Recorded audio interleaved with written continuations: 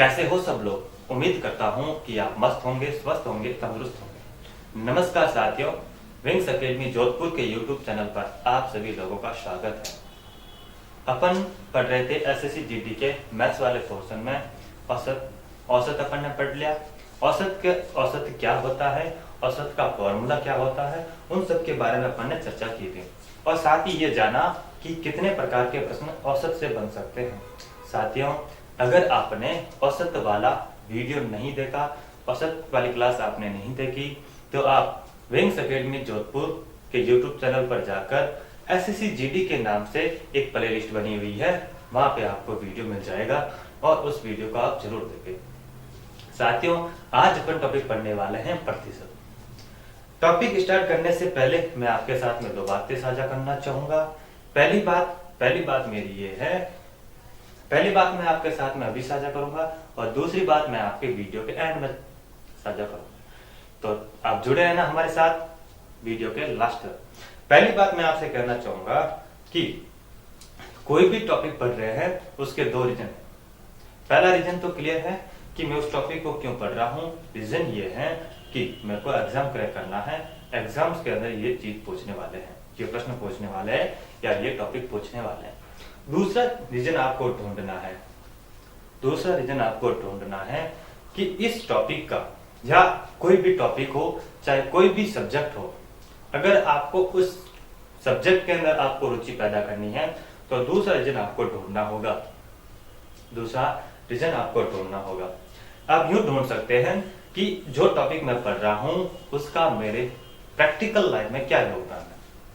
किसी भी सब्जेक्ट के अंदर आपको रुचि पैदा करनी हो तो आप एक मार्ग ये चूज कर सकते हैं कि उस टॉपिक का या उस सब्जेक्ट का कोई भी टॉपिक हो, चाहे मैथ्स का एवरेज हो, चाहे प्रतिशत हो, चाहे लाभ हो, चाहे वो आपका हो सकता है साधारण ब्याज, चक्रवृद्धि ब्याज, इन सब का अपनी लाइफ में कहीं ना कहीं योगदान होता है। मैं तो यूं कहूंगा कि इन टॉपिक का अपने लाइफ में हर मोड़ पर कहीं ना कहीं इनका योगदान होता ही होता है। एक उदाहरण के तौर पर समझते हैं कि औसत का मेरी लाइफ में क्या योगदान है। अपन किसी डीलर के पास गए, अपन को बाइक खरीदनी है। क्या खरीदनी है? बाइक खरीदनी है। तो अपने दिमाग में सबसे पहले एक ही प्रश्न उठता है कि ये बाइक क्या एवरेज देती है? आता है? जी आता है। सबसे पहले अपन किसी डीलर के पास गए तो सबसे पहले अपने दिमाग में आता है कि ये बाइक क्या एवरेज देती है। अपन जब कहते हैं डीलर को जाके कि ये गाड़ी आपका क्या औसत देती है, तो वो आपको जूते मार के वहां से निकालेगा कि ये क्या चीज पूछ ली तूने। तो अपन पूछते हैं कि ये गाड़ी क्या एवरेज देती है। कि एवरेज मतलब क्या हुआ कि इस गाड़ी का माइलेज क्या है। तो हर टॉपिक का अपने जीवन में कहीं ना कहीं योगदान होता ही होता है। जब आपको इन प्रश्नों का जवाब मिल जाता है तो आपको उस टॉपिक के प्रति, उस सब्जेक्ट के प्रति आपकी रुचि पैदा ऑटोमेटिक हो जाती है। इस प्रश्न को खुद से कीजिएगा जरूर, और अगर आपको इन चीजों का जवाब मिलता है तो उनका जवाब कमेंट सेक्शन में सभी के साथ में शेयर जरूर करना। चलिए शुरू करते हैं आज की क्लास। अपन पढ़ रहे हैं प्रतिशत। क्या होता है प्रतिशत? प्रतिशत दो शब्दों से मिलकर बना है प्रतिशत। प्रति और शत। अगर प्रति और शत इन दोनों का अलग अलग अर्थ निकालूं तो प्रति का मतलब होता है प्रत्येक। प्रति का मतलब क्या हो गया? प्रत्येक। और शत का मतलब हो गया 100। तो प्रतिशत का मतलब क्या हो जाएगा? तो प्रतिशत का मतलब हो गया 100 का प्रत्येक भाग। क्या हो गया? 100 का प्रत्येक भाग क्या होता है? प्रतिशत होता है। अगर मैं यूं लिख दूं इसको कि x प्रतिशत का अर्थ क्या होता है, x प्रतिशत का क्या अर्थ होता है, तो इसका अर्थ होगा कि 100 का xवां भाग क्या होता है? 100 का xवां भाग क्या होता है? 100 का xवां भाग। अगर मैं साधारण शब्दों के अंदर बताना चाहूं कि प्रतिशत क्या होगा, तो वह भिन्न जिसके हर में क्या हो, जिसके हर में 100 हो, क्या हो, 100 हो। वह भिन्न जिसके हर में 100 हो, वो क्या होती है, प्रतिशत होती है। अपन को प्रतियोगिता और परीक्षाओं के अंदर किस प्रकार के प्रश्न बनेंगे उनके बारे में चर्चा करेंगे। प्रतिशत के अंदर अपन भिन्न में लिखते हैं और अंश में कौन सी चीज लिखनी है और हर में कौन सी चीज लिखनी है, आइए उसके बारे में चर्चा करते हैं।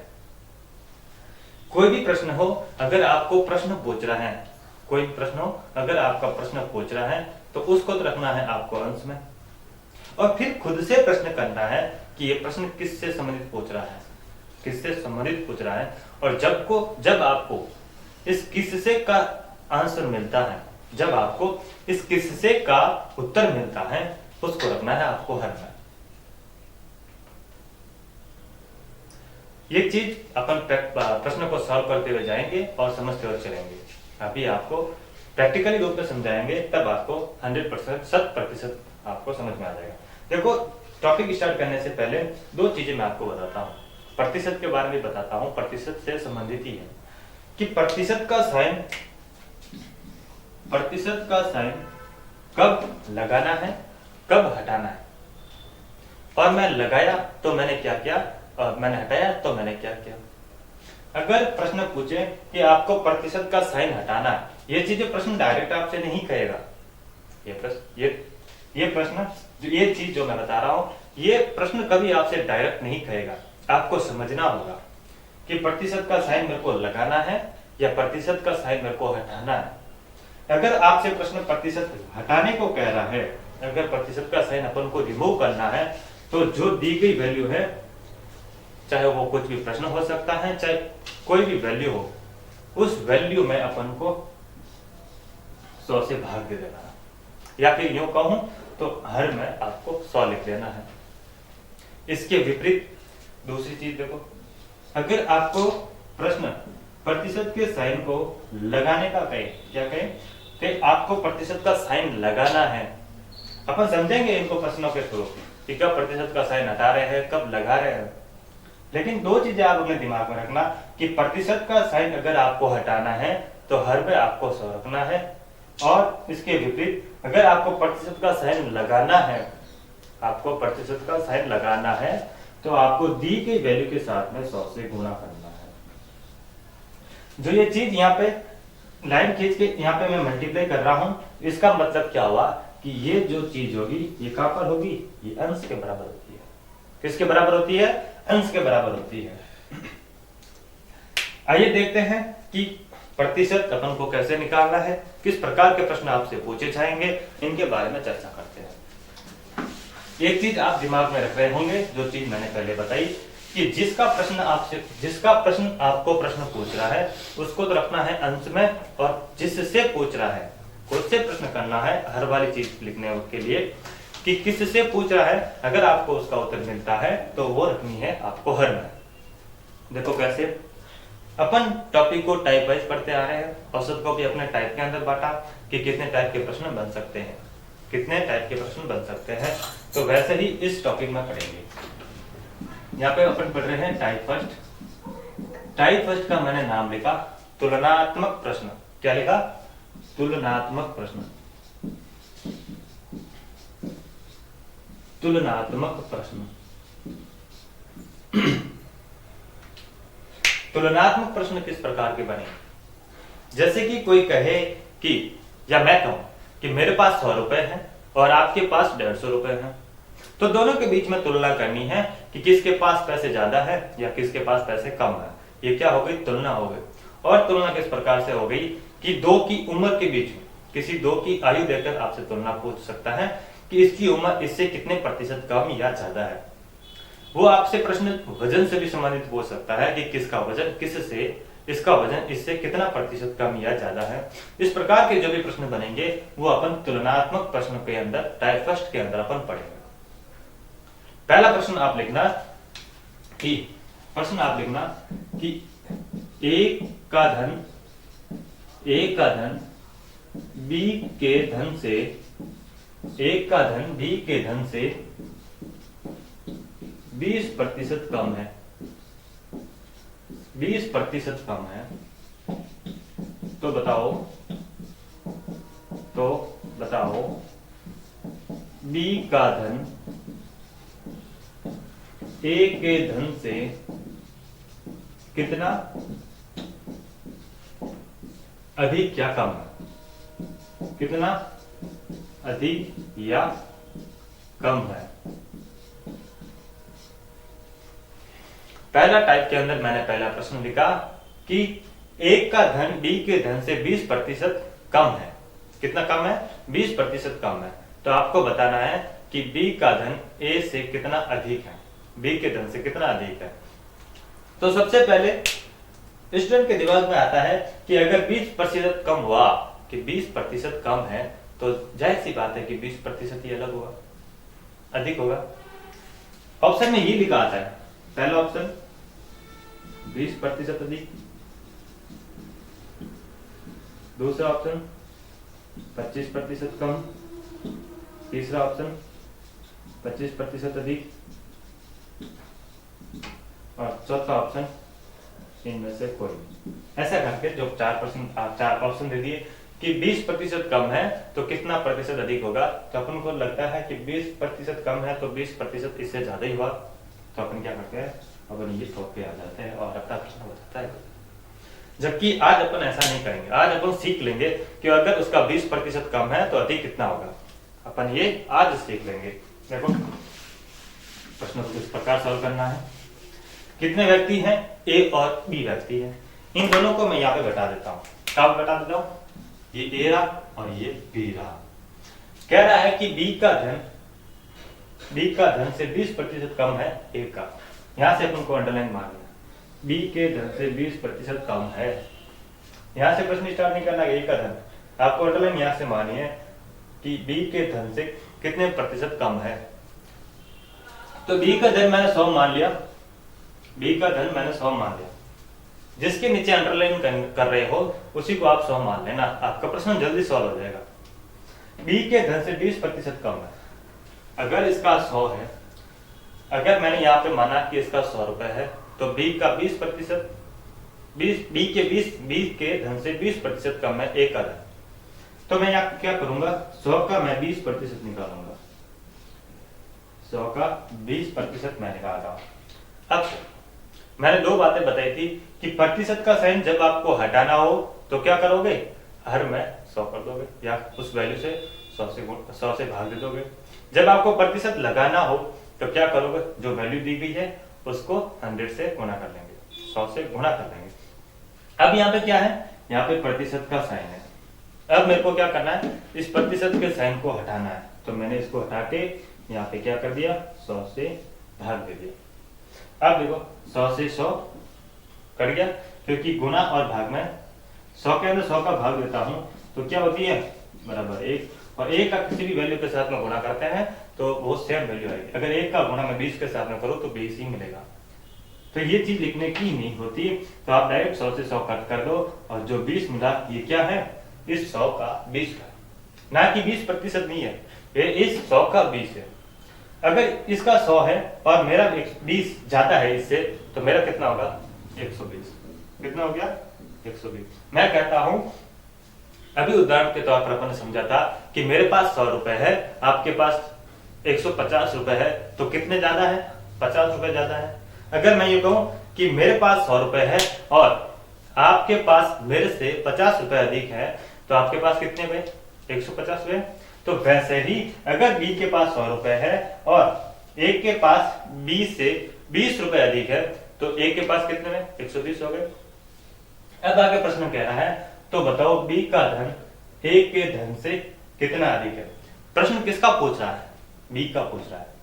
और जिसका प्रश्न पूछ रहा है वो तो अपन को रखना है हमेशा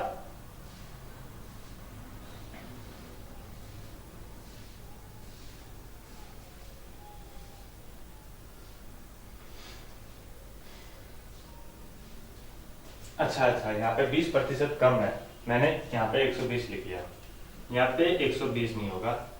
अगर कम का पूछ रहा है तो आपको क्या लिखना है, 20 कम लिखना है।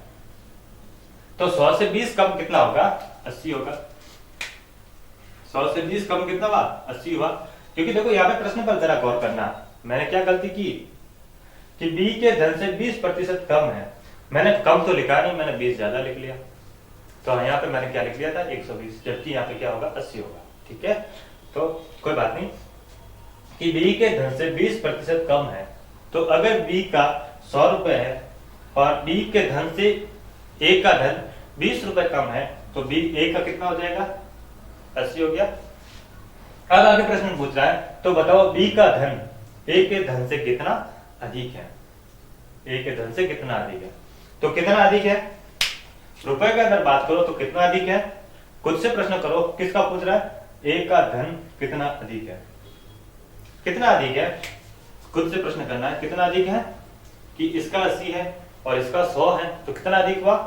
20 अधिक हुआ। मैंने आपसे पूछा कि हर में कौन सी वैल्यू आएगी, तो एक प्रश्न करना है कि 20 जो है ये किससे अधिक है? ये जो 20 है ये किससे अधिक है? जो मैंने यहाँ पे 20 लिखे, ये किससे अधिक है? a से अधिक है कि b से अधिक है? ये 80 से अधिक है या 100 से अधिक है? तो मेरे को जवाब मिला ये जो 20 है ये 80 से अधिक है। 80 से अधिक है, कितने? 20। तो यहाँ पे मेरे को जवाब मिला कि 80 से अधिक है, तो मैंने हर में लिख दिया 80। क्या लिख दिया? 80 मैंने हर पे लिख दिया। अब मेरे को प्रतिशत का साइन लगाना है, तो प्रतिशत का साइन लगाने के लिए यहाँ पे हटाने के लिए अपन ने 100 से भाग दिया और यहाँ पे प्रतिशत का साइन मेरे को लगाना है, तो मैं क्या करूंगा? 100 से गुणा कर दूंगा। तो 100 से गुणा किया, 1 0 से 1 0 कट से 2 का भाग 8 में तो 4 बार और 4 का भाग 100 में तो 25 बार। क्या मिला? 25%। 25% क्या मिला? कि b का धन a के धन से 25% अधिक है। कितना प्रतिशत अधिक है? 25% अधिक है। जैसे कि प्रश्न के शुरुआत में आपको लगा था कि अगर 20% कम है तो 20% अधिक होगा। जी नहीं, कितना अधिक होगा? अगर 20 कम है तो 25 अधिक हो सकता है। अब अपन ये गलती अब नहीं करेंगे, ये चीज अपन ने सीख ली। देखो अगला प्रश्न फर्स्ट टाइप का क्या कहता है।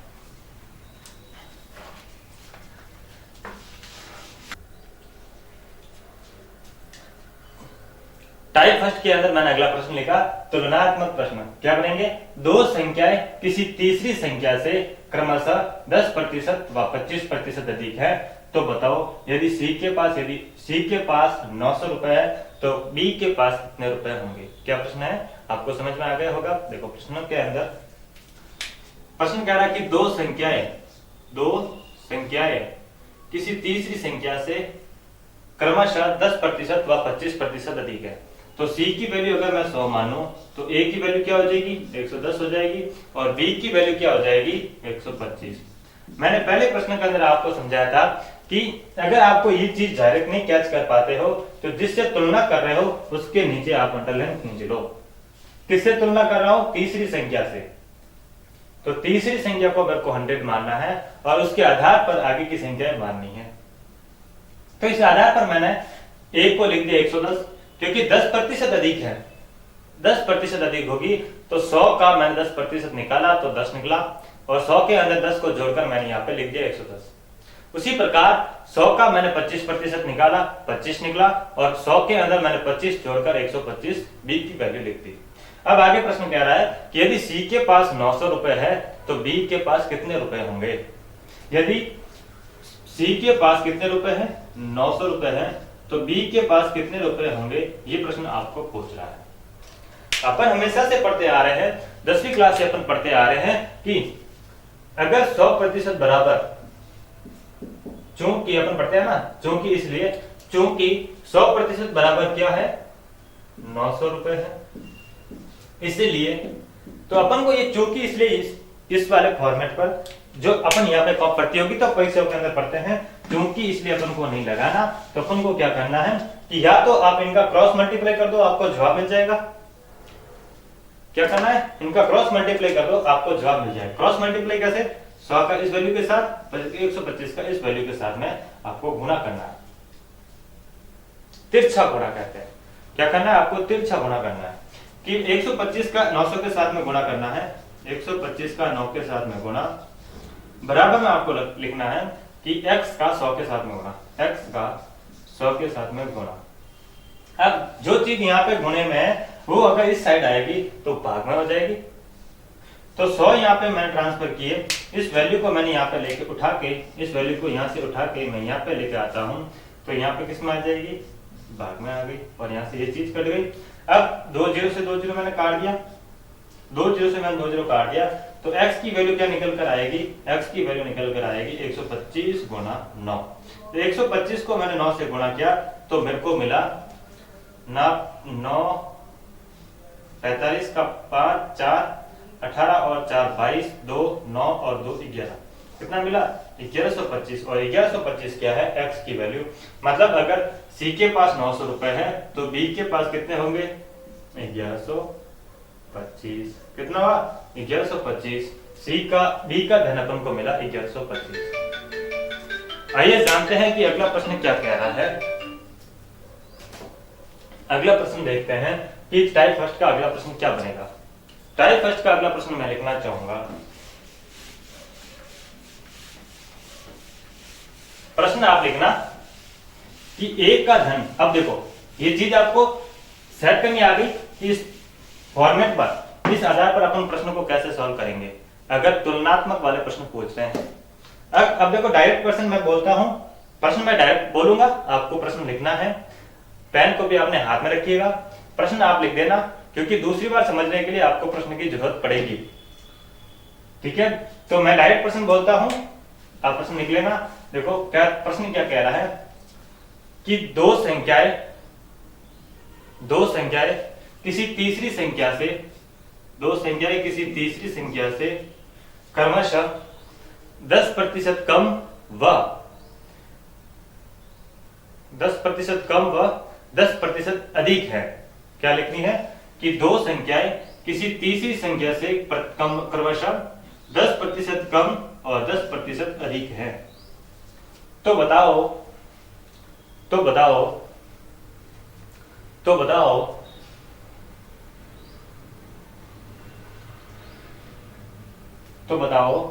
सी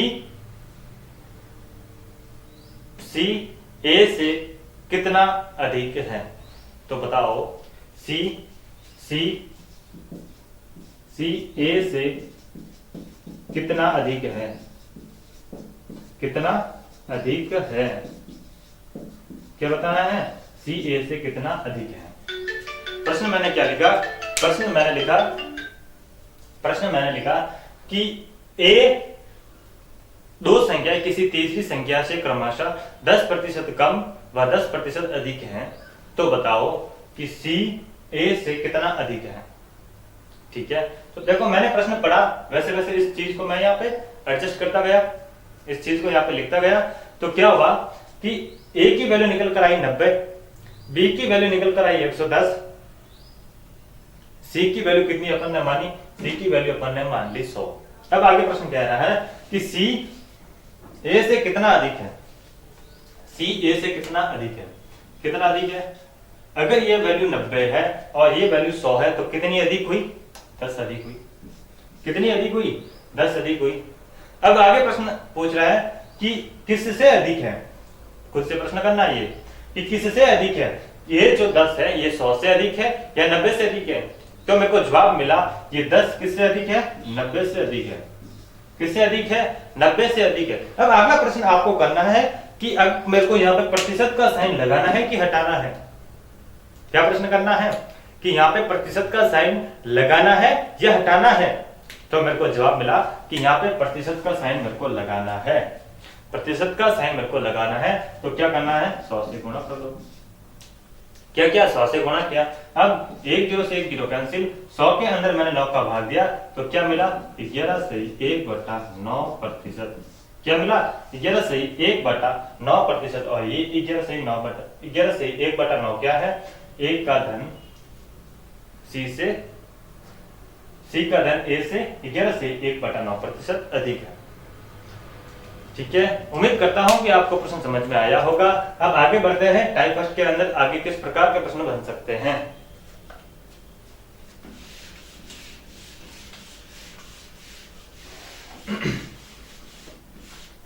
प्रश्न लिखना राम की आयु, प्रश्न क्या लिखोगे, राम की आयु, राम की आयु, राम की आयु 15 वर्ष है तथा श्याम की आयु, श्याम की आयु राम से 25% अधिक है, अधिक है, तो बताओ, तो बताना है श्याम की आयु कितनी होगी। तो बताओ श्याम की आयु कितनी होगी। क्या प्रश्न लिखा कि राम की आयु 15 वर्ष है तथा श्याम की आयु राम से 25% अधिक है, तो बताओ श्याम की आयु कितनी है। राम की आयु अपन को दिए रखी है कि 15 वर्ष है। अब यहाँ पे अपन को कोई भी वैल्यू मारने की जरूरत नहीं है, डायरेक्ट 15 पर अप्लाई करेंगे, 25% अधिक कर बढ़ाकर अपन श्याम की आयु सिंपल निकालेंगे। तो 15 वर्ष का 25% निकालना है आपको, 15 वर्ष का 25% निकालना है। कैसे लिखा, 15 गुणा 25%। अब यहाँ पे मेरे को प्रतिशत हटाना है, इसलिए मैंने यहाँ पे बट्टे में क्या लिख दिया, 100 लिख दिया। तब 15 का 25% कितना हुआ, इसको मैंने 4 से गुणा कर दिया, तो कितना मिला, 25 से 15/4, 15/4 क्या मिला, 15/4। ये क्या है 15/4, राम की आयु से इसकी इतनी अधिक है। तो श्याम की आयु क्या होगी, तो मेरे को 15 के अंदर 15 से 15/4 मेरे को जोड़ना है। या तो मैं इस प्रश्न को इस प्रकार सॉल्व कर सकता हूं, या फिर मैं क्या करूं, अगर राम की आयु 100 है, अगर राम की आयु 100 है तो श्याम की आयु कितनी है, राम से 25% अधिक है। राम की आयु कितनी है, राम से कितनी अधिक है, 25% अधिक है। मैंने इसको 25% निकाला 100 का, तो मेरे को मिला 25 और 100 के अंदर मैंने 25 जोड़ दिया, तो श्याम की आयु मिल गई 125%। कितनी मिल गई, 125%। तो अब 15 के ऊपर मैं डायरेक्ट 125 अप्लाई कर दूं, तो मेरे को फिर यहाँ पे ये चीज जोड़ने की जरूरत नहीं रहेगी। जो यहाँ पे मैंने ये चीज जोड़ी, यहाँ पे मेरे को जोड़ने की जरूरत नहीं रहेगी, क्योंकि मैंने ये 25% डायरेक्ट प्रतिशत पर जोड़ के यहाँ पे इसका सॉल्यूशन निकाल लिया। ये चीजें आपको आगे बहुत जरूरत पड़ेगी इन चीजों की, कि अगर प्रतिशत के अंदर आपको पूछा है कि अधिक है, तो डायरेक्ट आप प्रतिशत के ऊपर अप्लाई करो, प्रतिशत में वो चीज जोड़ दो और यहाँ पे डायरेक्ट प्रश्न पर अप्लाई कर दो, आपको जवाब क्विक मिल जाएगा, आपको अंगुली पर उसका आंसर मिल जाएगा। अब आपको 15 का 125% निकालना है। 15 का 125% निकालूंगा तो क्या मिलेगा, 15 गुणा 125। अब प्रतिशत का साइन मेरे को यहाँ से हटाना है, तो बट्टे में क्या कर दूंगा, 100 मैंने बट्टे में कर दिया। 25 को 5 बार, 25 से 4 बार, 25 को 5 बार, 25 से 4 बार। अब 15 का 5 के साथ में गुणा किया 75, 75/4 क्या मिला, 75/4, 4 एकम 4, 3 35, 8 चौक 32, पीछे रहे 3, तो 18 सही, 3/4। ये क्या है, श्याम की आयु आ गई।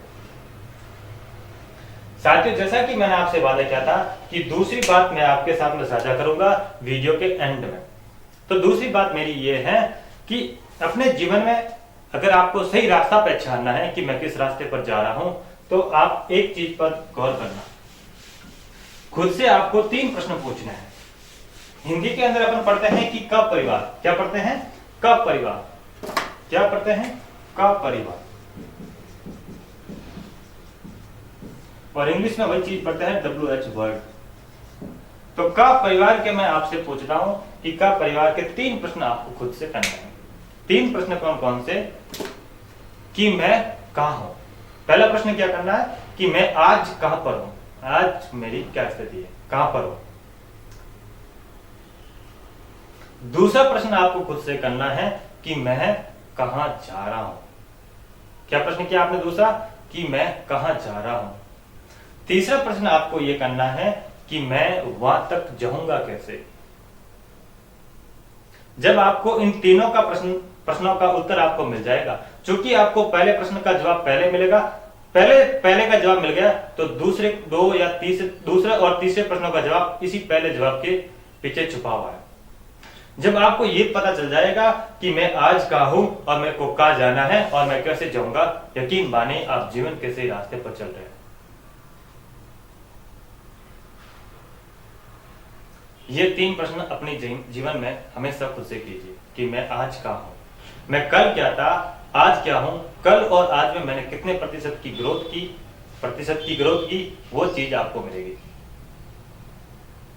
साथियों, अगर आपको हमारा वीडियो पसंद आ रहा है तो लाइक करें, वीडियो को शेयर करें अपने दोस्तों के साथ, अपने प्रतिभागियों के साथ, कॉम्पिटिटर के साथ में इस वीडियो को शेयर करें, चैनल को सब्सक्राइब करें। मिलते हैं अगली क्लास में, तब तक के लिए धन्यवाद। जय हिंद, जय भारत।